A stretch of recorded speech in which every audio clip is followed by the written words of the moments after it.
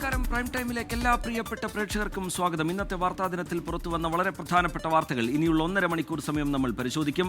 ശബരിമല സ്വർണ്ണക്കൊള്ളയുമായി ബന്ധപ്പെട്ട് ഡി മണിയെ കേന്ദ്രീകരിച്ചുള്ള SITയുടെ അന്വേഷണം, തദ്ദേശ സ്ഥാപനങ്ങളിലേക്ക് പുതിയ ഭരണസമിതി ചുമതലയേറ്റ ദിനം, അങ്ങനെ വാർത്തകളേറെയുണ്ട്. രാഷ്ട്രീയ പ്രതികരണങ്ങൾ, ശ്രദ്ധേയമായ രാഷ്ട്രീയ പ്രതികരണങ്ങൾ ഏറെയുണ്ട്. ഇതൊക്കെ ഇഴകേറി പരിശോധിക്കും. ഇനിയുള്ള 1.5 മണിക്കൂർ സമയം പ്രൈം ടൈമിലേക്ക് എല്ലാ പ്രിയപ്പെട്ട പ്രേക്ഷകർക്കും സ്വാഗതം.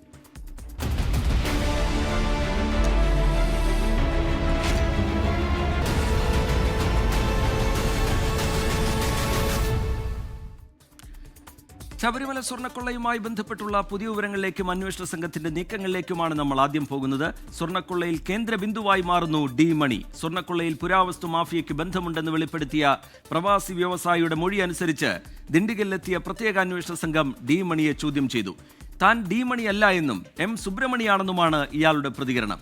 എന്നാൽ SIT ചോദ്യം ചെയ്തത് ഡി മണിയെ തന്നെയാണെന്ന് ചിത്രം കണ്ട് തിരിച്ചറിഞ്ഞ പ്രവാസി വ്യവസായി സ്ഥിരീകരിക്കുന്നു. ദിണ്ടിഗലിലെ റൗണ്ട് റോഡിലുള്ള ഡി മണിയുടെ സ്ഥാപനമായ MSRD കെട്ടിടത്തിലായിരുന്നു ചോദ്യം ചെയ്യൽ. രാവിലെ ആരംഭിച്ച ചോദ്യം ചെയ്യൽ ഉച്ചവരെ നീണ്ടു. താൻ ഉപയോഗിക്കുന്ന നമ്പർ മറ്റൊരാളുടെ പേരിലുള്ളതാണെന്നും അതിനെക്കുറിച്ചാണ് അന്വേഷണ സംഘം വിവരങ്ങൾ ശേഖരിച്ചതെന്നും ഡി മണി 24-നോട് പറഞ്ഞു. என்னோட நம்பர் யாரும் மிஸ்யூஸ் பண்ணிருக்காங்க, அவ்வளவுதான். அதை வச்சு என்ன என்கொயரி பண்ணாங்க. வேற எந்த தொந்தரவும் அவங்க யாரும் பண்ணல. சரி, என்னோட நம்பர் வந்து இன்னொருத்தர் பேர்ல இருக்கு. அவரு யார்கிட்ட பேசியிருக்காரு. அந்த நம்பர் வெரிஃபை வந்துட்டு பண்றாங்க. மற்றபடி அவங்க எந்த டிஸ்டர்பன்ஸும் என்ன பண்ணல. அவங்க ചോദ്യം ചെയ്യലിന് ശേഷം പുറത്തിറങ്ങിയ ഡി മണി വീണ്ടും മാധ്യമങ്ങളെ കണ്ടു. SIT അന്വേഷിച്ചത് തന്നെയല്ലെന്നും തന്റെ പേര് സുബ്രഹ്മണിയെന്നാണെന്നും ഡി മണി പറഞ്ഞു.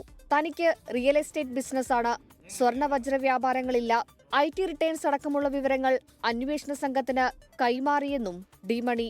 உங்க பேர் என்ன கேட்டாங்க ஃபர்ஸ்ட். அதுக்கப்புறம் என்ன பிசினஸ் பண்றாங்க கேட்டாங்க. IT கேட்டாங்க. ஒன்னொன்னா அது இன்கம் டாக்ஸ் மாதிரியே எல்லாம் கேட்டாங்க. அவங்க எதுக்கு வந்தாங்க இன்னும் புரியவே இல்லை. டி மணின்னு கேட்டாங்க. இல்லைங்க நான் MS பண்ணி MS ஃபுல் நேம் சுப்ரமணி. உங்க பேரு, அதாவது உங்க பேரு, உங்க சிம் வந்து, அதாவது உங்க என்னோட நம்பர் எனக்கு தெரியும், யாரை சொல்லி பண்ண தெரியுது. അതേസമയം SIT ചോദ്യം ചെയ്തത് ഡി മണിയെ തന്നെയാണെന്ന് ശബരിമല സ്വർണ്ണക്കൊള്ളയിൽ അന്താരാഷ്ട്ര വിഗ്രഹക്കടത്ത് സംഘത്തിന് ബന്ധമുണ്ടെന്ന് മൊഴി നൽകിയ പ്രവാസി വ്യവസായി സ്ഥിരീകരിച്ചു. ചിത്രം കണ്ടതിന് ശേഷമാണ് സ്ഥിരീകരണം. ഡി മണിയുടെ സുഹൃത്തായ ശ്രീകൃഷ്ണനെ ഇന്നലെയും ഇന്നും SIT ചോദ്യം ചെയ്തിരുന്നു. ഇതിന്റെ അടിസ്ഥാനത്തിൽ കൂടിയാണ് ഡി മണിയെ ചോദ്യം ചെയ്തത്. രണ്ടുപേരെയും ഒരുമിച്ചിരുത്തി അന്വേഷണ സംഘം ചോദ്യം ചെയ്യുമെന്നാണ് സൂചന. 24 ചെന്നൈ. ദിണ്ടിഗലിൽ നിന്ന് ഏറ്റവും പുതിയ വിവരങ്ങളുമായി രാഹുൽ വിജയൻ നമുക്കൊപ്പം ചേരുകയാണ്. രാഹുൽ, അന്വേഷണ സംഘത്തിന്റെ ഇനിയുള്ള നീക്കങ്ങളെ നമ്മൾ എങ്ങനെയാണ് കാണേണ്ടത്? നേരത്തെ താനല്ല, SIT തിരയുന്ന ഡി മണി താനല്ല എന്ന മൊഴി ഈ വ്യവസായി നൽകിയിരുന്നെങ്കിലും അത് അന്വേഷണ സംഘം വിശ്വാസത്തിലെടുക്കുന്നില്ല. നേരത്തെ രമേശ് ചെന്നിത്തല ചൂണ്ടിക്കാട്ടിയ വ്യവസായി തന്നെ അത് ഇയാൾ തന്നെയാണ് എന്ന കാര്യം സ്ഥിരീകരിക്കുന്നു.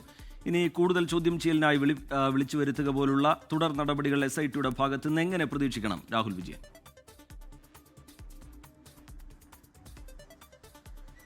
റിജിത്ത്, എന്തായാലും ഡി മണി തന്നെയാണ് ഇന്ന് ഡിണ്ടിഗലിൽ ഉണ്ടായിരുന്നത്. SIT ചോദ്യം ചെയ്തതെന്നുള്ളത് വ്യവസായി വെളിപ്പെടുത്തിയിട്ടുണ്ട്. അതിന്റെ പശ്ചാത്തലത്തിൽ തന്നെ കൂടുതൽ ചോദ്യം ചെയ്യലിലേക്ക് SIT കടക്കുമെന്നുള്ള കാര്യത്തിൽ യാതൊരു സംശയമില്ല. ഇന്നലെയും ഇന്നുമായും 1.5 ദിവസത്തോളം ഈ ഡിണ്ടിഗലിലെത്തി SIT സംഘം ഡി മണിയെ ചോദ്യം ചെയ്തിരുന്നു. ആ ചോദ്യം ചെയ്യലിന് ശേഷം പുറത്തിറങ്ങിയ ഡി മണി മാധ്യമങ്ങളോട് പറഞ്ഞത് താൻ ഡി മണിയല്ല, M സുബ്രഹ്മണി എന്നായിരുന്നു. തനിക്ക് ഡി മണി എന്നൊരു പേരില്ല.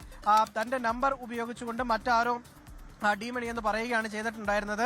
അത് ആരാണ് എന്നതടക്കമുള്ള കാര്യങ്ങൾ ചോദിച്ചറിയുന്നതിന് വേണ്ടി മാത്രമാണ് SIT സംഘം എത്തിയത് എന്നുള്ളതാണ് ഡി മണി മാധ്യമങ്ങളോട് പറഞ്ഞത്. ആദ്യഘട്ടത്തിൽ ഈ ചോദ്യം ചെയ്യലിന് ശേഷം ഉടൻ തന്നെ പുറത്തേക്ക് ഇറങ്ങി മാധ്യമങ്ങളോട് പ്രതികരിക്കുകയായിരുന്നു. പിന്നീട് അദ്ദേഹത്തിന്റെ പ്രതികരണം തേടാൻ നമ്മൾ പലതവണ ശ്രമിച്ചു. പക്ഷെ അപ്പോഴൊന്നും നേരിട്ട് പ്രതികരിക്കാൻ തയ്യാറല്ല. രാവിലെ പറഞ്ഞ കാര്യങ്ങൾ അതേപടി തന്നെ നിങ്ങൾ മാധ്യമത്തിൽ കൊടുത്താൽ മതി എന്നുള്ളൊരു മറുപടിയാണ് അദ്ദേഹത്തിന്റെ ഭാഗത്തു നിന്നുണ്ടായത്. അല്പസമയം മുമ്പ് വരെ അദ്ദേഹത്തിന്റെ ഈ ഡിണ്ടിഗലിലുള്ള ഓഫീസിൽ അദ്ദേഹം ഉണ്ടായിരുന്നാലും അല്പസമയം മുമ്പാണ് ആ വീട്ടിലേക്ക് പോവുകയും ചെയ്തത്. പിന്നീട് നമ്മൾ അദ്ദേഹത്തെ വിളിക്കുമ്പോൾ അദ്ദേഹത്തിന് ശാരീരിക ബുദ്ധിമുട്ടുണ്ട്. അതിന്റെ കാരണത്താൽ വീട്ടിൽ റെസ്റ്റിലാണ്. തനിക്ക് അസുഖം കൂടിക്കിടക്കുകയാണ്, ഷുഗർ കൂടിയിട്ടുണ്ട്. അതുകൊണ്ട് തന്നെ പുറത്തേക്ക് ഇറങ്ങാൻ കഴിയില്ല, നിങ്ങളെ ഇനി കാണാൻ കഴിയില്ല. തനിക്ക് പറയാനുള്ളത് എന്താണെന്നുള്ളത് തന്റെ സഹോദരൻ ഇനി മാധ്യമങ്ങളോട് പറയും എന്നതടക്കമുള്ള കാര്യങ്ങൾ അദ്ദേഹം പറയുകയും ചെയ്തിട്ടുണ്ട്. അദ്ദേഹം മറ്റൊരു കാര്യം കൂടി ആവർത്തിച്ച് പറയുകയാണ്, താൻ കുറ്റവാളിയല്ല. താൻ കുറ്റവാളിയാണെന്ന് ആരെങ്കിലും വരുത്തി തീർക്കാൻ ശ്രമിക്കുന്നുണ്ടെങ്കിൽ അതിന്റെ ആവശ്യമില്ല. തന്നെ ഏതെങ്കിലും സംശയത്തിന്റെ അടിസ്ഥാനത്തിൽ അല്ലെങ്കിൽ താൻ ഡി മണിയാണ് എന്ന് കരുതിക്കൊണ്ട് ചോദ്യം ചെയ്തതല്ല. തന്റെ ഫോൺ നമ്പറുമായി ബന്ധപ്പെട്ട് ചില സംശയങ്ങൾ ഉണ്ടായിരുന്നു. അത് ഡി മണിയാണെന്ന് ഉറപ്പിക്കാൻ വേണ്ടിയല്ല, ആ നമ്പർ ആരുപയോഗിച്ചു എന്നതറിയാൻ വേണ്ടിയുള്ള ചോദ്യം ചെയ്യലാണ് നടന്നത് എന്നുള്ളതാണ് ഈ ഡി മണി പറയുന്നത്. അതിനപ്പുറത്തേക്ക് താൻ ഒരു കുറ്റവാളിയല്ല, അങ്ങനെ കുറ്റവാളിയായി ചിത്രീകരിക്കാൻ താൻ ശ്രമിക്കുകയും വേണ്ട. ഏതെങ്കിലും തരത്തിൽ ഉണ്ണികൃഷ്ണൻ പോറ്റിയെയോ അല്ലെങ്കിൽ ശബരിമലയുമായി ബന്ധപ്പെട്ട ഏതെങ്കിലും സ്വർണ്ണ ഇടപാടുകളോ താൻ നടത്തിയിട്ടില്ല എന്ന് കട്ടായം അദ്ദേഹം ഫോണിലൂടെ വീണ്ടും പ്രതികരിച്ചിട്ടുണ്ട്.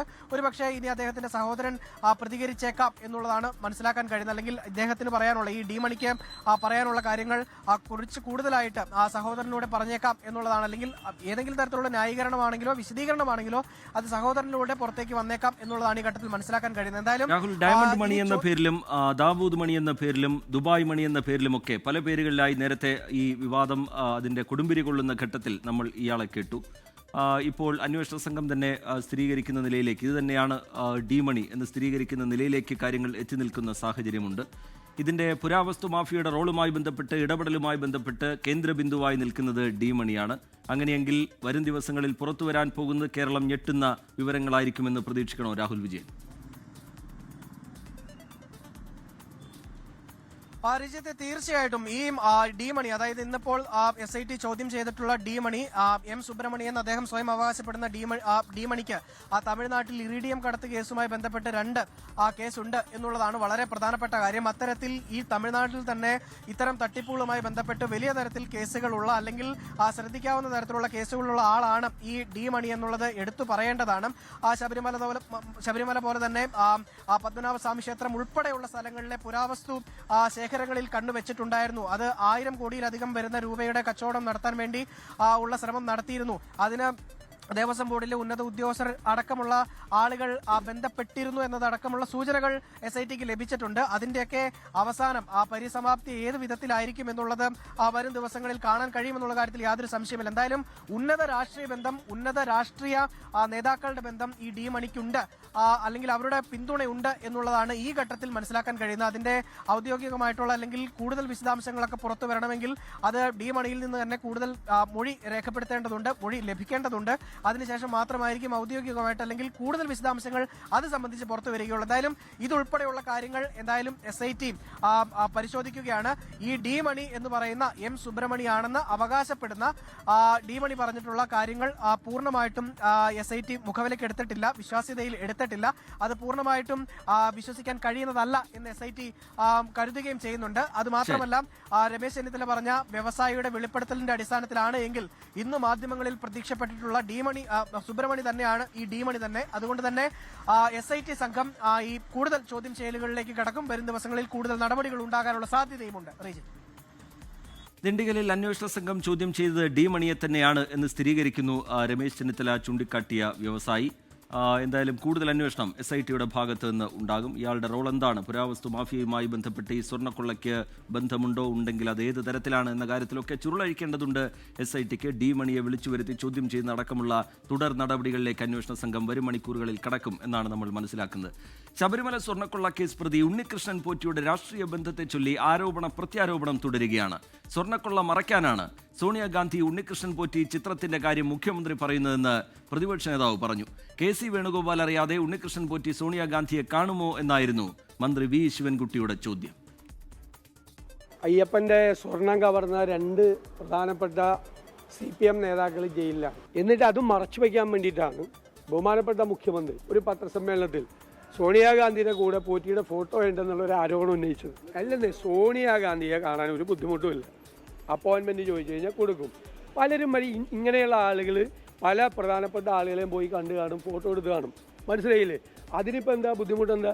ശബരിമലയിലെ സ്വർണ്ണക്കേസിലെ മുഖ്യപ്രതി ഉണ്ണികൃഷ്ണൻ പോറ്റി കോൺഗ്രസ് മുൻ അധ്യക്ഷ സോണിയാഗാന്ധിയെ സന്ദർശിച്ചുമായി ബന്ധപ്പെട്ട് UDF convener Shri Adoor Prakash MP നടത്തിയ വെളിപ്പെടുത്തലുകൾ അത്യന്തം ഗൗരവമുള്ള കാര്യമാണ്. സോണിയാഗാന്ധി കുടുംബവുമായി ഏറ്റവും അടുത്ത ബന്ധം പുലർത്തുന്ന KC വേണുഗോപാൽ അറിയാതെ ഇത്തരമൊരു കൂടിക്കാഴ്ച നടക്കുമോ എന്ന് കോൺഗ്രസ് നേതൃത്വം വ്യക്തമാക്കാം. മുഖ്യമന്ത്രി പിണറായി വിജയനും ഉണ്ണികൃഷ്ണൻ പോറ്റിയും ഒരുമിച്ചുള്ള AI ഫോട്ടോ ഫേസ്ബുക്കിൽ പോസ്റ്റ് ചെയ്ത കേസിൽ ചോദ്യം ചെയ്യലിന് ഹാജരാകാൻ കോൺഗ്രസ് നേതാവ് N സുബ്രഹ്മണ്യന് പോലീസിന്റെ നിർദ്ദേശം. പോസ്റ്റ് പിൻവലിക്കില്ല എന്നാണ് N സുബ്രഹ്മണ്യന്റെ നിലപാട്. KPCC രാഷ്ട്രീയകാര്യ സമിതി അംഗം N സുബ്രഹ്മണ്യനെ പ്രതിയാക്കി ചേവായൂർ പോലീസ് ഇന്നലെയാണ് FIR ഇട്ടത്.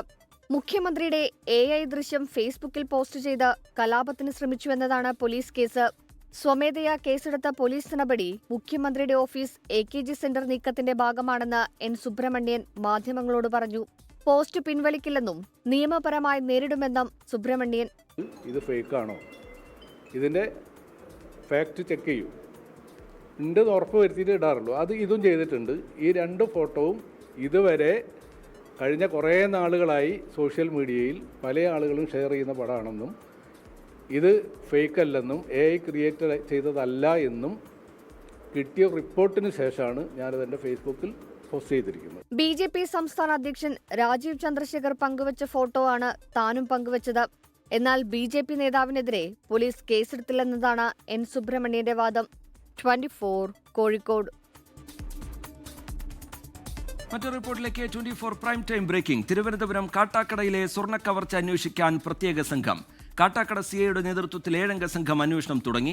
അടുത്തിടെ ജയിലിൽ നിന്നിറങ്ങിയ മോഷണക്കേസ് പ്രതികളെ കേന്ദ്രീകരിച്ചാണ് നിലവിൽ അന്വേഷണം നടക്കുന്നത്. റിനു ശ്രീധർ വിവരങ്ങളുമായി തിരുവനന്തപുരത്ത് നിന്ന് ചേരുന്നുണ്ട്.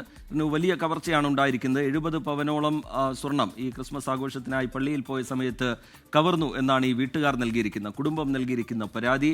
അതിൽ അന്വേഷണം ഏത് ഘട്ടത്തിലാണ്? അന്വേഷണം എങ്ങനെയാണ് അന്വേഷണ സംഘം മുന്നോട്ട് കൊണ്ടുപോകുന്നത്? റിനു ശ്രീധർ. ഇന്നലെയാണ് തിരുവനന്തപുരം കാട്ടാക്കടയിലെ കട്ടക്കോട് എന്ന് പറയുന്ന ആ സ്ഥലത്ത് ക്രിസ്മസ് പ്രാർത്ഥനയ്ക്ക് വേണ്ടി പള്ളിയിൽ പോയിരുന്ന ദമ്പതികളുടെ വീട്ടിൽ കയറി ഏകദേശം 50ഓളം പവൻ സ്വർണം മോഷണം പോയി എന്നുള്ള വാർത്ത നമ്മൾ റിപ്പോർട്ട് ചെയ്തത്. ആദ്യഘട്ടത്തിൽ ഈ കുടുംബം പറഞ്ഞത് 50 പവനാണ് നഷ്ടമായത് എന്നുള്ളതാണ്. പിന്നീട് പോലീസിന് മൊഴി നൽകിയിരിക്കുന്നത് ഏകദേശം 70 പവനോളം മോഷണം പോയി എന്നുള്ളതാണ്.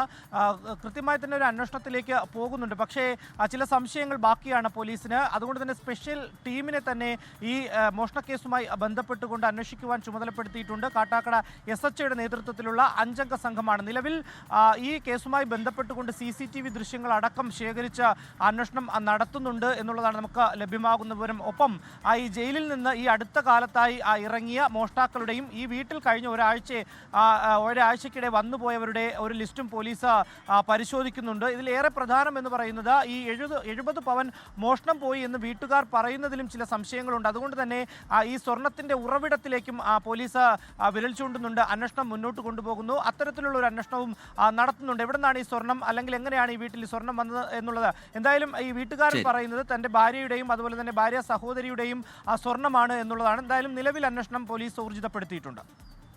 കാട്ടാക്കടയിലെ മോഷണം അന്വേഷിക്കാൻ പ്രത്യേക സംഘം രൂപീകരിച്ചിരിക്കുന്നു. വിശദമായ അന്വേഷണത്തിലേക്ക് അന്വേഷണ സംഘം കടക്കുകയാണ്. റിനു ശ്രീധർ തിരുവനന്തപുരത്ത് നിന്ന് വിശദാംശങ്ങൾ പങ്കുവയ്ക്കുകയായിരുന്നു. പ്രൈം ടൈമിലേക്ക് വീണ്ടും. സംസ്ഥാനത്ത് തദ്ദേശ സ്ഥാപനങ്ങളിൽ പുതിയ ഭരണസമിതി ചുമതലയേറ്റു. തിരുവനന്തപുരം കോർപ്പറേഷനിൽ VV രാജേഷാണ് മേയർ. ഡെപ്യൂട്ടി മേയറായി GS ആശാനാഥും ചുമതലയേറ്റു. കേരളത്തിൽ BJPയുടെ ആദ്യ മേയറാണ് VV രാജേഷ്. സത്യപ്രതിജ്ഞാ ചടങ്ങ് BJP പ്രവർത്തകർ ആഘോഷമാക്കി. എന്നാൽ ചടങ്ങ് പൂർത്തിയാകും മുമ്പ് R ശ്രീലേഖ മടങ്ങി. അത് ഒരു കല്ലുകടിയായി BJP നേതൃത്വത്തെ സംബന്ധിച്ചിടത്തോളം മാറി. VV രാജേഷും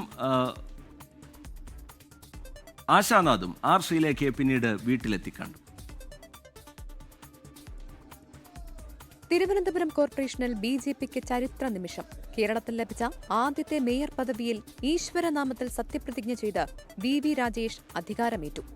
തിരുവനന്തപുരം മുനിസിപ്പൽ കോർപ്പറേഷനിലെ മേയറായി തെരഞ്ഞെടുക്കപ്പെട്ട അഡ്വക്കേറ്റ് VV രാജേഷ് എന്ന ഞാൻ നിയമാനുസരണം നടപ്പാക്കിയ ഇന്ത്യൻ ഭരണഘടനയോട് യഥാർത്ഥമായ വിശ്വാസവും കൂറും പുലർത്തുമെന്നും ഈശ്വരനാമത്തിൽ സത്യപ്രതിജ്ഞ ചെയ്യുന്നു. 50 വോട്ട് നേടിയാണ് VV രാജേഷ് വിജയിച്ചത്. കണ്ണമ്മൂലയിൽ നിന്നുള്ള സ്വതന്ത്രൻ രാധാകൃഷ്ണൻ BJPക്ക് വോട്ട് ചെയ്തു. പൗണ്ട് കടവ് ഡിവിഷനിൽ നിന്നും വിജയിച്ച കോൺഗ്രസ് വിമതൻ സുധീഷ് കുമാർ വോട്ടെടുപ്പിൽ നിന്നും വിട്ടുനിന്നു. LDF സ്ഥാനാർത്ഥി RP ശിവജിക്ക് 29 വോട്ടും UDF സ്ഥാനാർത്ഥി KS ശബരിനാഥന് 17 വോട്ടും ലഭിച്ചു. UDFന്റെ 2 വോട്ടുകൾ അസാധുവായി. 51 അംഗങ്ങളുടെ പിന്തുണയോടെ GS ആശാനാഥ് ഡെപ്യൂട്ടി മേയറായും ചുമതലയേറ്റു. വയോജനങ്ങൾക്ക് ആരോഗ്യ പരിരക്ഷ ഉറപ്പാക്കാൻ 50 ലക്ഷം രൂപ അനുവദിക്കുമെന്ന് മേയറുടെ ആദ്യ പ്രഖ്യാപനം. 101 കൗൺസിലർമാരോടും പ്രധാനമന്ത്രി തിരുവനന്തപുരത്തെത്തുമ്പോൾ അവരവരുടെ വാർഡുകളിലും കോർപ്പറേഷൻ മുഴുവനായും നടപ്പിലാക്കേണ്ട കാര്യങ്ങളെക്കുറിച്ച് അവരിൽ നിന്നും നിർദ്ദേശം സ്വീകരിക്കണമെന്നുള്ള ഉപദേശം നൽകിയാണ് രാജീവ് ചന്ദ്രശേഖർജി ഞങ്ങളെ അയച്ചത്. സത്യപ്രതിജ്ഞാ ചടങ്ങ് നടക്കുന്നതിനിടെ കൌൺസിൽ ഹാളിൽ നിന്ന് ശ്രീലേഖ തിരികെ പോയി. സ്വകാര്യ ചടങ്ങിൽ പങ്കെടുക്കാൻ പോയെന്നാണ് വിശദീകരണം. വൈകിട്ടോടെ മേയർ VV രാജേഷും ഡെപ്യൂട്ടി മേയർ GS ആശാനാഥും ശ്രീലേഖയെ വീട്ടിലെത്തിക്കണ്ടു. മേയറെ തിരഞ്ഞെടുത്തതിൽ തർക്കമില്ല എന്ന് BJP സംസ്ഥാന അധ്യക്ഷൻ രാജീവ് ചന്ദ്രശേഖർ. ഞങ്ങളുടെ പാർട്ടിയിൽ എത്രയോ പേരുണ്ട്, ക്വാളിഫൈഡും പ്രവർത്തിക്കാൻ കഴിവുള്ള എത്രയോ ലീഡേഴ്സ് ഉണ്ട്. എല്ലാവർക്കും കഴിവുണ്ട്. പക്ഷേ ഈ പ്രോസസ്സിൽ നമുക്കറിയാലോ, ഒരു കോർപ്പറേഷനിൽ ഒരു മേയർ മാത്രമല്ലല്ലോ. അതേസമയം കൌൺസിൽ അംഗങ്ങൾ ദൈവങ്ങളുടെ പേരിൽ സത്യപ്രതിജ്ഞ ചെയ്തതിനെതിരെ ഹൈക്കോടതിയെ സമീപിക്കുമെന്ന് CPIM അറിയിച്ചു. ആര്യ രാജേന്ദ്രൻ മേയറായിരിക്കെയുണ്ടായ അഴിമതി ആരോപണങ്ങളിൽ അന്വേഷണം ആവശ്യപ്പെട്ട് കോൺഗ്രസ് മുൻ കൌൺസിലർ ശ്രീകുമാർ മേയർക്ക് പരാതി നൽകി. 24 തിരുവനന്തപുരം.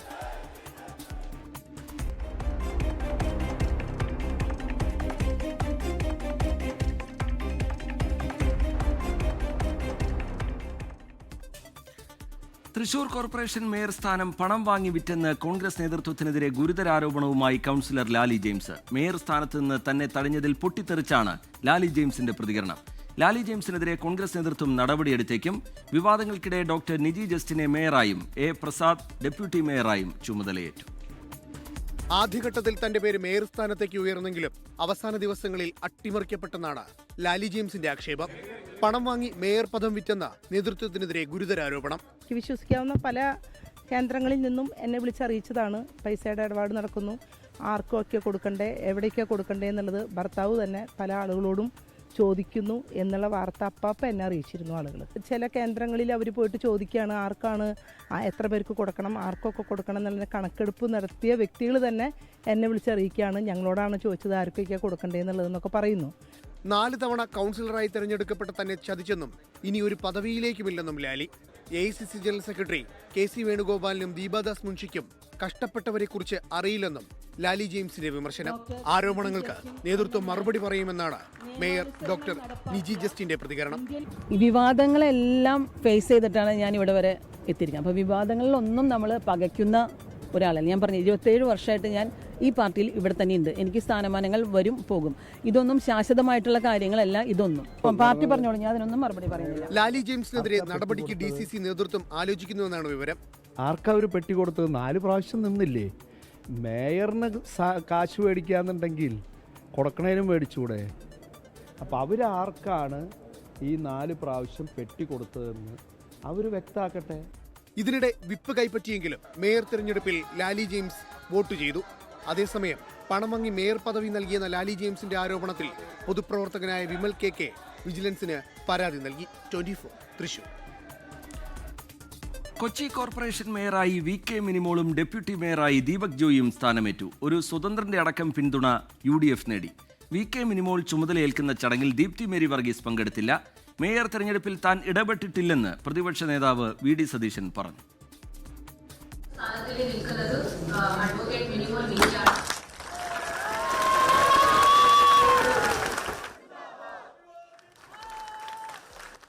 അംഗ കൊച്ചി കോർപ്പറേഷനിൽ ഒരു സ്വതന്ത്രന്റെ ഉൾപ്പെടെ 48 പേരുടെ പിന്തുണയാണ് തെരഞ്ഞെടുപ്പിൽ VK മിനിമോളിനും ദീപക് ജോയ്ക്കും ലഭിച്ചത്. മിനിമോൾ മേയർ സ്ഥാനത്ത് 2.5 വർഷവും ഡെപ്യൂട്ടി മേയർ സ്ഥാനത്ത് ദീപക് ജോയ്ക്ക് 2 വർഷവുമാണ് ടേം. ജനങ്ങളുടെ പ്രതീക്ഷയ്ക്കൊത്ത് പ്രവർത്തിക്കുമെന്ന് VK മിനിമോൾ. കൊച്ചിയിലെ ജനങ്ങൾ വൻ ഭൂരിപക്ഷത്തോടുകൂടി UDFനെ അധികാരത്തിലേക്ക് ഏറ്റിരിക്കുന്നത് അവരുടെ സ്വപ്നങ്ങൾ, അവരാഗ്രഹിക്കുന്ന രീതിയിലുള്ള പ്രവർത്തനം ഞങ്ങളുടെ ഭാഗത്തുനിന്നുണ്ടാവും. ഞങ്ങൾ ഒരുമിച്ച് നിന്നുകൊണ്ട് UDF ഒറ്റക്കെട്ടായി കൊച്ചിയുടെ ഭരണം നല്ല രീതിയിൽ കൊണ്ടുപോകും. മേയറെ നിശ്ചയിച്ചതിനെ ചൊല്ലി എതിർപ്പുന്നയിച്ച ദീപ്തി മേരി വർഗീസ് വോട്ടെടുപ്പിൽ പങ്കെടുത്തു. എന്നാൽ VK മിനിമോൾ ചുമതലയേൽക്കുന്ന ചടങ്ങിൽ ദീപ്തി മേരി വർഗീസ് പങ്കെടുത്തില്ല. മേയറെ നിശ്ചയിച്ചതിൽ KPCC മാനദണ്ഡം പാലിച്ചില്ലെന്ന പരാതിയിൽ നിന്ന് പിന്മാറിയിട്ടില്ലെന്ന് ദീപ്തി. KPCCയുടെ മാനദണ്ഡങ്ങളെക്കുറിച്ച് മാത്രമേ ഞാൻ പറഞ്ഞിട്ടുള്ളൂ. അല്ല, അതൊന്നും ഇനിയിപ്പോൾ പറയുന്നില്ല. അതൊക്കെ ഞാൻ ഓൾറെഡി പറഞ്ഞിട്ടുണ്ടല്ലോ. അതിൽ നിന്നൊന്നും പിന്മാറിയിട്ടൊന്നുമില്ല. അതേസമയം മേയർ നിശ്ചയിക്കുന്നതിൽ താൻ ഇടപെട്ടിട്ടില്ലെന്ന് പ്രതിപക്ഷ നേതാവ് VD സതീശൻ പ്രതികരിച്ചു. ഇവിടെ കോർപ്പറേഷനിൽ VD സതീശൻ ഇറങ്ങി ഞാൻ പ്രതിപക്ഷ നേതാവാണ്, എൻ്റെ ജില്ലയാണെന്ന് പറഞ്ഞിട്ട് ഇവിടുത്തെ മേയർ ഇന്നയാളാക്കണം എന്ന് എനിക്ക് പറയാൻ പാടില്ല.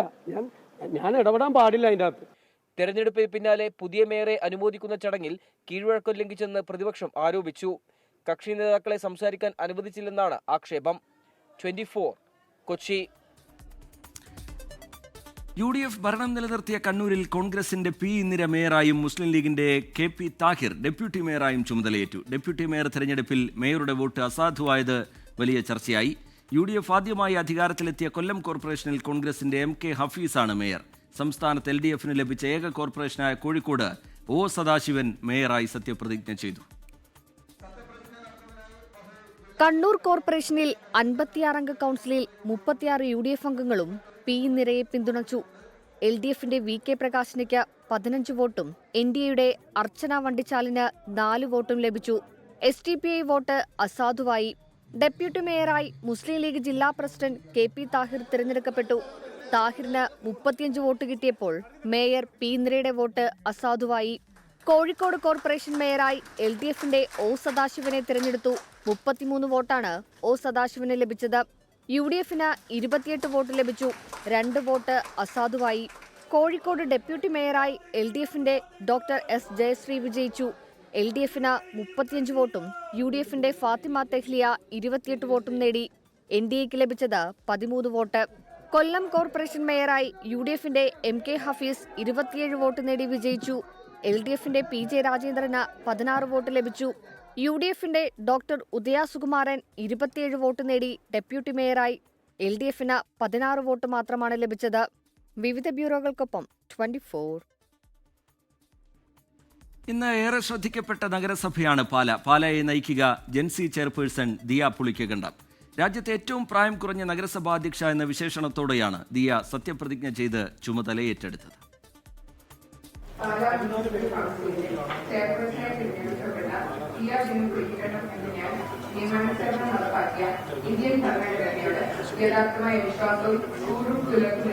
പാലാ നഗരസഭാ അധ്യക്ഷ സ്ഥാനത്ത് 21ന്റെ ചെറുപ്പം. നഗരസഭയുടെ 22ാമത് ചെയർപേഴ്സണായാണ് ദിയ പുളിക്കക്കണ്ടം ചുമതലയേറ്റത്. 2023 ജോസ് കെ മാണിയുടെ എതിർപ്പിനെ തുടർന്ന് അധ്യക്ഷ സ്ഥാനം ബിനു പുളിക്കക്കണ്ടത്തിന് നഷ്ടമായിരുന്നു. പൊളിറ്റിക്സ് അല്ലേ, ഇതൊരു കോയിൻസിഡൻസ് ആണ്. പിന്നെ നിങ്ങൾ പറഞ്ഞ പോലെ അച്ഛൻ്റെ വാക്ക് കടമെടുത്ത് കാലം കാത്തുവെച്ചൊരു കാവ്യനീതി എന്ന് തന്നെ ഇതിന് പറയാം. ഒത്തിരി സന്തോഷം തോന്നുന്നു. നഗരസഭയുടെ വികസനത്തിന് തന്റെ മനസ്സിൽ പദ്ധതികൾ നിരവധിയെന്ന് ദിയ 24നോട് പറഞ്ഞു. ഒപ്പം തുടർ പഠനത്തിനുള്ള ആഗ്രഹവും ദിയ പങ്കുവച്ചു. ഒത്തിരി പ്രോജക്ട്സ് പകുതി വഴിക്ക് വന്ന് മുടങ്ങിക്കിടക്കുന്ന ഒരു നഗരസഭയാണ്. ആ പ്രോജക്ട്സ് ഒന്നുകൂടി എടുത്ത് അതിൻ്റെ ബാക്കിക്ക് നോക്കണമെന്ന് വലിയ ആഗ്രഹമുണ്ട്. പുതിയ പ്രോജക്ട്സ് ആണെങ്കിലും അത് അടിത്തറയിട്ട് തുടങ്ങണം. ഇനി വരുന്ന ആൾക്കാർക്ക് അതൊരു നല്ല രീതിയിൽ മുന്നോട്ട് കൊണ്ടുപോകാൻ പറ്റുന്ന രീതിയിൽ എടുത്തിടണം എന്നുണ്ട്. സ്വതന്ത്ര സ്ഥാനാർത്ഥിയായാണ് ദിയ തിരഞ്ഞെടുപ്പിൽ മത്സരിച്ചത്. ദിയയുടെ പിതാവ് ബിനു പുളിക്കക്കണ്ടവും പിതൃ സഹോദരൻ ബിജു പുളിക്കക്കണ്ടവും സ്വതന്ത്രരായി വിജയിച്ചിരുന്നു. 1985 ശേഷം നഗരസഭയിൽ ആദ്യമായാണ് കേരള കോൺഗ്രസ് എം പ്രതിപക്ഷത്തിരിക്കുന്നത്. 24 കോട്ടയം. മലപ്പുറം തിരുവാലി പഞ്ചായത്തിൽ UDFൽ തർക്കം. പ്രസിഡന്റ് വൈസ് പ്രസിഡന്റ് തെരഞ്ഞെടുപ്പിൽ നിന്ന് വിട്ടുനിൽക്കുമെന്ന് ലീഗ് വ്യക്തമാക്കി. 2.5 വർഷം പ്രസിഡന്റ് സ്ഥാനം വേണമെന്ന ലീഗിന്റെ ആവശ്യം അംഗീകരിക്കാതെ കോൺഗ്രസ്. ലീഗ് വിട്ടുനിന്നാൽ പഞ്ചായത്തിൽ UDFന് ഭരണം നഷ്ടമാകും. ഒരു പഞ്ചായത്ത് ഭരണസമിതി ഉണ്ടാക്കാനുള്ള വിജയം UDF കൈവരിക്കുകയുണ്ടായി. മുസ്ലിം ലീഗ് 4 സീറ്റിലാണ് മത്സരിച്ചത്. 4 സീറ്റുകളിലും 100% വിജയം കൈവരിക്കുകയും ചെയ്തു. അതടിസ്ഥാനത്തിൽ പാർട്ടിയുടെ പ്രാതിനിധ്യത്തിൻ്റെ ഉദ്ദേശപ്രകാരം ഒരു 2.5 വർഷം പ്രസിഡന്റ്ഷിപ്പ് നൽകണമെന്ന് ആവശ്യപ്പെടുകയും എന്നാൽ അത് നൽകാതെ വരുന്ന ഒരു ചർച്ചയിലേക്ക് കാര്യങ്ങൾ നീങ്ങിയപ്പോൾ നാളെ പ്രസിഡന്റ്ഷിപ്പ് തെരഞ്ഞെടുപ്പ് നടക്കുന്ന ഈ സമയം വരെ അങ്ങനെ ഒരു തീരുമാനത്തിലേക്കോ അതല്ലെങ്കിൽ മുസ്ലിം ലീഗിന് പ്രസിഡന്റ്ഷിപ്പ് നൽകുകയില്ല എന്നുള്ള ഒരു തീരുമാനത്തിലാണ് എത്തിയിട്ടുള്ളത്. അത് നൽകാൻ തയ്യാറല്ല എന്ന് പറഞ്ഞതുകൊണ്ടാണ് നമ്മളിങ്ങനെ ഒരു വിയോജനവുമായിട്ട് ഇറങ്ങിയിട്ടുള്ളത്. ഗോകുൽ കെ വേണുഗോപാൽ വിവരങ്ങളുമായി മലപ്പുറത്ത് നിന്ന് ചേരുന്നുണ്ട്. ഗോകുൽ, എന്താണ് ഇങ്ങനെയൊരു തർക്കത്തിന് കാരണമായിരിക്കുന്നത്? എന്തെങ്കിലും സമവായം രൂപപ്പെടാനുള്ള സാധ്യതയുണ്ടോ? ലീഗ് കടുത്ത നിലപാടിൽ തന്നെയാണ്. പുതിയ സമവായ നിർദ്ദേശങ്ങളോ ഫോർമുലകളോ രൂപപ്പെടുന്നുണ്ടോ? ഗോകുൽ കെ വേണുഗോപാൽ. അവരുടെ ആവശ്യത്തിൽ വിട്ടുവീഴ്ചയ്ക്ക് മുസ്ലിം ലീഗ് തയ്യാറാണ് എന്ന് പറയുമ്പോഴും ഒരു വർഷം പോലും ഈ മുസ്ലിം ലീഗിന് പഞ്ചായത്ത് അധ്യക്ഷ പദവി നൽകാൻ തയ്യാറല്ല എന്നാണ് കോൺഗ്രസ് നേതൃത്വം പറയുന്നത്. ആകെ 19 സീറ്റാണ് തിരുവാലി പഞ്ചായത്തിലുള്ളത്. അതിൽ UDF മുന്നണിയായി തന്നെ മത്സരിക്കുകയും 11 സീറ്റിൽ UDF വിജയിക്കുകയും ചെയ്തു. അതായത് 7 ഇടത്ത് കോൺഗ്രസ് വിജയിക്കുന്നു, 4 ഇടത്ത് മുസ്ലിം ലീഗ് വിജയിക്കുന്നു. അതിനുശേഷം 4 പ്രസിഡന്റ് വൈസ് പ്രസിഡന്റ് സ്ഥാനത്തേക്കുള്ള തെരഞ്ഞെടുപ്പ് നടക്കാനിരിക്കെയാണ് ഈ 2.5 വർഷം പ്രസിഡന്റ് പദവിയിൽ അനുവദിക്കണമെന്ന് മുസ്ലിം ലീഗ് ആവശ്യപ്പെടുന്നത്. എന്നാൽ അത് നൽകാൻ തയ്യാറല്ല എന്ന് കോൺഗ്രസ് പറയുന്നു. ഇതുമായി ബന്ധപ്പെട്ട് പിന്നീട് വണ്ടൂർ നിയമസഭാ മണ്ഡലത്തിൽ പെടുന്ന പഞ്ചായത്താണ് തിരുവാലി എന്ന് പറയുന്നത്. അതായത് KPCC സംസ്ഥാന വർക്കിംഗ് പ്രസിഡന്റ് ആയിട്ടുള്ള AP അനിൽകുമാറിന്റെ മണ്ഡലമാണ്. അദ്ദേഹത്തിനോട് ഉൾപ്പെടെ ഇവരുടെ ആവശ്യം സംബന്ധിച്ച കാര്യങ്ങൾ രേഖാമൂലം അറിയിച്ചു. പക്ഷേ അനുകൂലമായ സമീപനം ഉണ്ടായിട്ടില്ല. കോൺഗ്രസിന്റെ ജില്ലാ ഘടകത്തെ അറിയിച്ചു. മുസ്ലിം ലീഗിന്റെ ജില്ലാ ഘടകം കോൺഗ്രസുമായി സംസാരിച്ചു. പക്ഷേ ഈ വിഷയത്തിലൊരു പരിഹാരം ഇതുവരെ കണ്ടെത്താൻ സാധിക്കാത്ത ഘട്ടത്തിലാണ് ഇവർ ആവശ്യപ്പെട്ട കാര്യം, അതായത് 2.5 വർഷം പ്രസിഡന്റ് സ്ഥാനം നൽകിയില്ല എങ്കിൽ ഈ നാളെ നടക്കുന്ന തിരഞ്ഞെടുപ്പിൽ നിന്ന് വിട്ടുനിൽക്കാൻ ലീഗ് നേതൃത്വം തീരുമാനിച്ചിട്ടുള്ളത്. അങ്ങനെ വിട്ടുനിൽക്കുകയാണെങ്കിൽ സ്വാഭാവികമായിട്ടും അത് പഞ്ചായത്ത് UDF നഷ്ടപ്പെടുന്ന സാഹചര്യത്തിലേക്ക് എത്തും. അത് LDF ഭരണം പിടിക്കുന്ന ഒരു സാഹചര്യത്തിലേക്കായിരിക്കും എത്തുക. മലപ്പുറം എന്ന് പറയുന്നത് 90ഓളം പഞ്ചായത്തുകൾ UDF ഒറ്റയ്ക്ക് ഭരിക്കുന്ന പഞ്ചായത്താണ്. അല്ലെങ്കിൽ അത്രത്തോളം വലിയ വിജയം അവർക്ക് കിട്ടിയിട്ടുണ്ട്. ആ ഘട്ടത്തിലാണ് ഒരു കല്ലുകടി എന്ന നിലയിൽ തിരുവാലി പഞ്ചായത്തിൽ ഒരു ഭിന്നത ഉടലെടുത്തിട്ടുള്ളത്.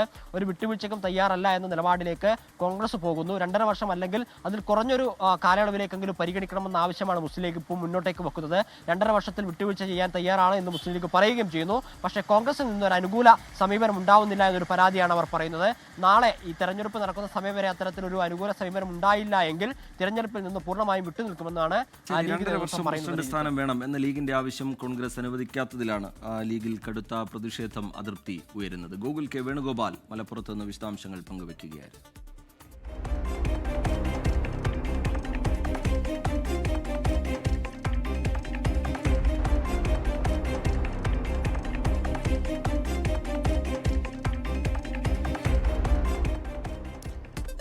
BJP മുൻ സംസ്ഥാന അധ്യക്ഷൻ K. സുരേന്ദ്രന്റെ ഒരു സമൂഹ മാധ്യമ പോസ്റ്റിന്റെ വിവരങ്ങൾ കൂടി പ്രേക്ഷകരെ അറിയിക്കാം. സംസ്ഥാനത്ത് ആദ്യമായി BJPക്ക് മേയർ, ഡെപ്യൂട്ടി മേയർ സ്ഥാനങ്ങൾ സ്വന്തമായതിന് പിന്നാലെ ഒരു സമൂഹ മാധ്യമ പോസ്റ്റ് K. സുരേന്ദ്രൻ ഇടുകയാണ്. തിരുവനന്തപുരം കോർപ്പറേഷനിലെ മേയറുടെ കാറും ഡെപ്യൂട്ടി മേയറുടെ കാറും അത് BJP സംസ്ഥാന കാര്യാലയമായ മാരാർജി ഭവന്റെ മുന്നിൽ പാർക്ക് ചെയ്തിട്ടുള്ള ചിത്രം പങ്കുവെച്ചുകൊണ്ടാണ് K. സുരേന്ദ്രന്റെ ആ പോസ്റ്റ്. BJPയുടെ ആദ്യ മേയറുടെയും ഡെപ്യൂട്ടി മേയറുടെയും കാറുകൾ BJP സംസ്ഥാന കാര്യാലയത്തിന്റെ മുന്നിൽ പാർക്ക് ചെയ്തിരിക്കുന്നു. അടുത്തു തന്നെ കേരള മുഖ്യമന്ത്രിയുടെ കാറും ഇവിടെ പാർക്ക് ചെയ്യും, അത് ഉറപ്പാണ് എന്നാണ് സമൂഹ മാധ്യമത്തിൽ K. സുരേന്ദ്രൻ കുറിക്കുന്നത്. ചെറിയൊരു ഇടവേളയ്ക്ക് ശേഷം മറ്റു വാർത്തകളിലേക്ക് തിരികെ എത്താം. Short break. പ്രൈം ടൈമിലേക്ക് വീണ്ടും കാര്യവട്ടം 2020യുടെ അപ്ഡേറ്റ് കൂടി പ്രേക്ഷകരെ അറിയിക്കാം. ശ്രീലങ്കയ്ക്കെതിരെ ഇന്ത്യൻ വനിതകൾക്ക് 113 റൺസിന്റെ വിജയലക്ഷ്യമാണ്. ലങ്ക 112 റൺസ് എടുത്തത് 7 വിക്കറ്റ് നഷ്ടത്തിലാണ്. രേണുക സിംഗ് താക്കൂറിന് 4 വിക്കറ്റ്, ദീപ്തി ശർമ്മ 3 വിക്കറ്റ് വീഴ്ത്തി. എറണാകുളം പെരുമ്പാവൂർ നെല്ലിമോളത്ത് ജനവാസ മേഖലയിൽ നിന്ന് 100ലേറെ ജലാറ്റിൻ സ്റ്റിക്കുകൾ കണ്ടെത്തി. പട്ടിമറ്റം സ്വദേശിയെ പോലീസ് കസ്റ്റഡിയിലെടുത്തിട്ടുണ്ട്. ജലാറ്റിൻ സ്റ്റിക്ക് എത്തിച്ചത് പാറമടയിലേക്കാണ് എന്നാണ് സൂചന. എന്നാൽ ഇത്രയേറെ സ്ഫോടക വസ്തുക്കൾ അളവില്ലാതെ ലഭിക്കുന്ന ഉറവിടം ഏതാണ് എന്ന് കണ്ടെത്താൻ ഇതുവരെ കഴിഞ്ഞിട്ടില്ല. വിവരങ്ങളുമായി ലാൽ കൃഷ്ണൻ ചേരുന്നുണ്ട്. ലാൽ, എന്താണ് ഈ കസ്റ്റഡിയിലെടുത്ത ആളുടെ മൊഴിയിൽ നിന്ന് മനസ്സിലാക്കുന്നത്? എന്താണ് ഇത് അനധികൃതമായി പാറ പൊട്ടിക്കാൻ വേണ്ടി കൊണ്ടുവന്നതാണോ? എന്താണ് പോലീസ് സംശയിക്കുന്നത് ലാൽ കൃഷ്ണൻ?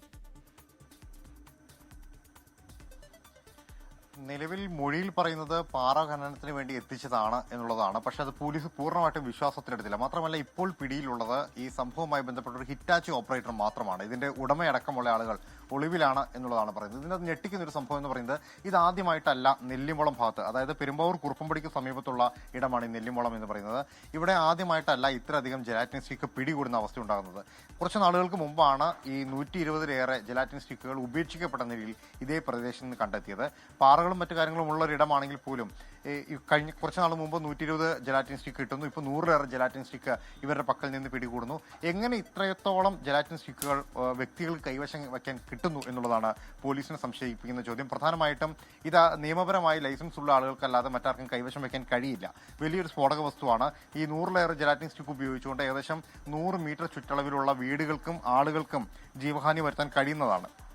അതുകൊണ്ട് തന്നെ ഇതിന്റെ സ്ഫോടകശേഷി വളരെ മാരകമാണ് എന്നുള്ളത് കൊണ്ട് തന്നെ വളരെ ഗൗരവമായിട്ടാണ് പോലീസ് ഈ കേസിനെ കൈകാര്യം ചെയ്യുന്നത്.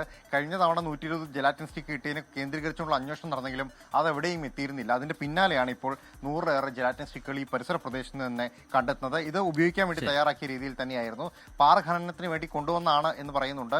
ഉച്ചയോടുകൂടി അവിടെ സ്ഫോടന ശബ്ദം കേട്ടതായി നാട്ടുകാരും പറയുന്നുണ്ടായിരുന്നു. തുടർന്ന് ജനപ്രതിനിധികളുടെ നേതൃത്വത്തിൽ അവിടെ എത്തുന്ന സമയത്ത് പോലീസിനെയും വിളിച്ചു വരുത്തിയായിരുന്നു. ആ പോലീസിന്റെ കണ്ടെത്തലിലാണ് ഈ ജലാറ്റിൻ സ്റ്റിക്കുകളാണ് ഇപ്പോൾ പിടികൂടിയിരിക്കുന്നത്. ഒരാൾ കസ്റ്റഡിയിലായിട്ടുണ്ട്. പാറമടയിലേക്ക് എത്തിച്ചതാണ് എന്നാണ് അയാൾ മൊഴി നൽകിയിരിക്കുന്നത്. പക്ഷേ അത് പൂർണ്ണമായി അന്വേഷണ സംഘം പോലീസ് വിശ്വാസത്തിലെടുത്തിട്ടില്ല. കൂടുതൽ അന്വേഷണം നടക്കും എന്നാണ് പോലീസ് അറിയിക്കുന്നത്. ലാൽകൃഷ്ണൻ വിവരങ്ങൾ പങ്കുവയ്ക്കുകയായിരുന്നു. കാര്യവട്ടത്ത് നടക്കുന്ന വനിതാ 2020യിൽ ശ്രീലങ്കയ്ക്കെതിരെ ഇന്ത്യക്ക് 113 റൺസ് വിജയലക്ഷ്യം.